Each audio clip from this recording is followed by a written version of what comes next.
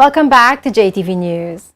It's time to introduce you to the newest addition to the JTV Newscast, our Raw Buzz segment, where Peter Gay Coombs and Kathy Richards delve into the major stories of the week and, as the name suggests, break it down to its raw bones. This week, we take a look at the island-wide power outage on Sunday and the National Health Insurance controversial suspension of some employees' benefits. What's in the Raw Buzz this week? The Weekend Blackout and the NHI suspension saga. But first, we're going to begin with the events over the weekend, which saw many of us being plunged into darkness. Kathy, I was at home, my cable went, I looked outside, and everything was black. Where were you when it happened? Unfortunately for me, I was in the middle of a shower, and you can imagine what happened when power went out in the shower. It's from hot to cold. So that was my experience. Not a very pleasant one, but it's part of life. And the duration, apparently, again, there was variation in the duration of the blackout. For some, it was like 2 hours, 2.5 hours. For me, it came back at around 8:30. How long did the light stay out for you? I would estimate around 4 hours at least. That was the time it took to come on back in my area for sure. Okay, so between 2 hours to at least 4 hours, we had the blackout for island-wide. But it wasn't exactly island-wide, Kathy, even though most of the territory was in the black, at least Anegada was safe because they're not on the same grade as Tortola and Virgin Gorda, so that made a difference. So while we were in darkness, Anegada was enjoying some bright lights. And while the BVIEC has come in for a lashing as it pertains to, the island being plunged into darkness, they did try to get out in front of this on Sunday. At about 6:30 p.m., they posted a statement on their Facebook page saying, quote, "Please be advised that we are currently experiencing a system-wide shutdown. BVIEC personnel are in the process of investigating the problem and then subsequently restoring power supplies." Kathy, you spoke with the general manager of the BVIEC earlier this week. What was he able to say about the source of the problem? Well, he was really upfront with what was going on. He was very apologetic that, this sort of thing had to happen. Right away, he could not say exactly what the problem was, but they know that something triggered a breakdown that caused the entire grid to go down. At that time, they were at the stage of fleshing out the data to determine what. I tried this morning to get that information, but due to some communication breakdown, we weren't able to get exactly what was the cause. And our viewers want to know, Kathy, are we going to have to go through this for the remainder of the Christmas holidays? It's all about lights and family and coming over and going out and having fun. So, Peter Gay, I can only say what was told to me, that residents of the BVI, be relaxed, be comfortable, because BVIC has given the assurance that there will be no dark Christmas this year. I'm very confident that we will not have any shortfall during the Christmas holiday weekend itself, as we are adding on 5.5 plus 1, which is 6.5 megawatts of additional capacity that has been out for maintenance over the last several weeks. They should be coming online before the actual Christmas weekend. But what I did find out during discourse with both the deputy managing director and the general manager was that there were some other problems being faced at BVIEC. Some of those is that they have the number 8 genset and the number 2 genset that were both down as well, and they've been vigorously working to get those up. The good news, I learned that as of this weekend, and they would have the number 8 genset back on stream, so it will be online by Monday, they're hoping. from one blackout situation, we go to another blackout of sorts, that of the suspension of access to some employees whose employers haven't been too good to the NHI in terms of turning over their contributions. Now, Kathy, the issue with this, the concern that many of us are having, is that why is it that an employee has to suffer for the bad that an employer has done? Well, to set the record straight, it's not necessary that the employee has to suffer. What I've learned from the public relations officer, Ms. Jeanette Scatliff Boynes, is that persons who can prove that their employer have been taking out their contributions from their pay, they will not be affected in no way. Those persons, if they are uncomfortable, they want to know, all they have to do is go into NHI, present their pay stubs to show that those deductions were actually being made, and they will not be affected. That much assurance she was able to give.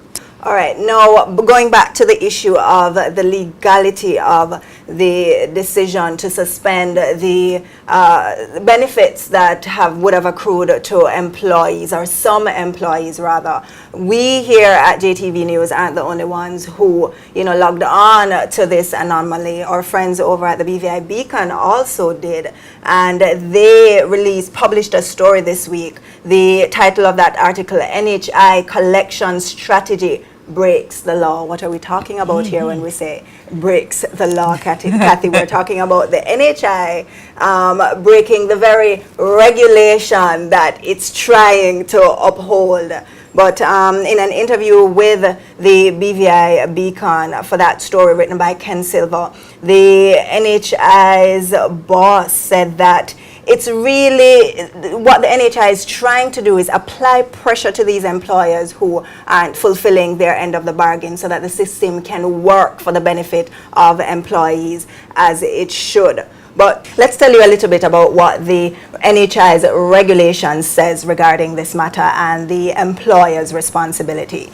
Now, the failure of an employer to pay contributions in respect of an employee shall in no way affect the benefits that an employee is entitled to under the system. So in essence, Kathy, even though the NHI is looking out for the best interest of those who are supposed to be benefiting from this new system, at the end of the day, what they are doing may very well be illegal and may have consequences, because they could be sued if it is that a contributor or some contributors decide, to take it to that extreme.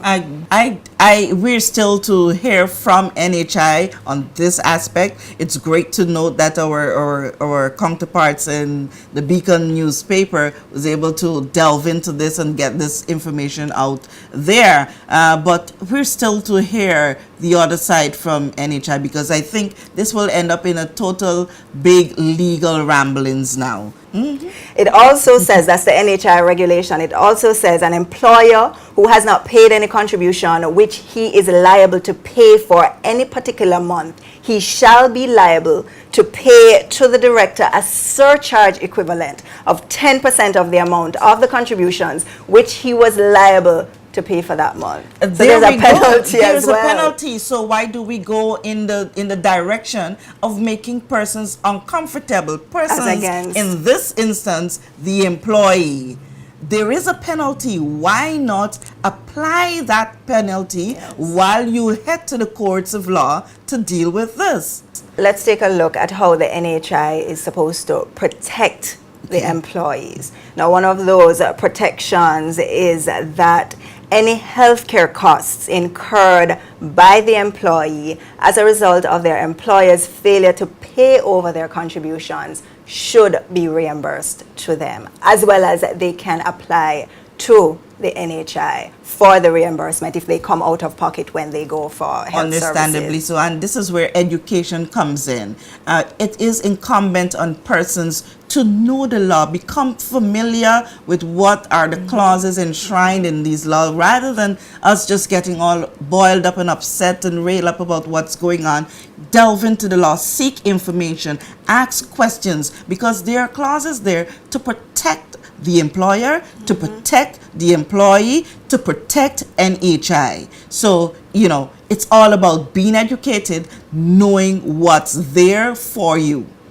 And as a part of that education and having access to that information, what the NHI regulation also does is that it allows employees to request from their employers the information pertaining to how and when their contributions have been filed. Now, this record is called a certificate, which you can request from your employer, which they have up until 30 days after the end of the year to file, and what that will tell you is how much contributions has been filed on your behalf, which would have been deducted from your salary, as well as the number of weeks that you would have been insured for under the health program. So you can ask, and for those who may be fearful of asking because they are fearful that there might be some kind of backlash, you can also contact the NHI to get that very information. Yes, and Ms. Boyne-Scatliff was keen on saying that as well. Scatliff-Boynes, I keep saying Boyne-Scatliff, forgive me, Jeanette. Yes, well, what she said, that persons are to hold on to their pay stubs, 1. 2, feel free to go into NHI and ask questions. That's your right to know, and no one should be withholding any information. If you feel that you're going to be in some way discomfort or have a little hard feelings with your employers because you seek certain information from them, go to NHI, and they're sworn to confidentiality. Had everyone stuck to what they're supposed to do, we would not have all these legal battles and all these discomfort in various sectors. NHI is there. We must stick to the stipulations as is set out. Pay your contributions, and I'm sure there is some clause that if you are experiencing challenges in paying on time, that you can relate to NHI as an employer and have some system put in place so that things can be worked out gradually. Fun chat today, Kathy, but we have to wrap it up here.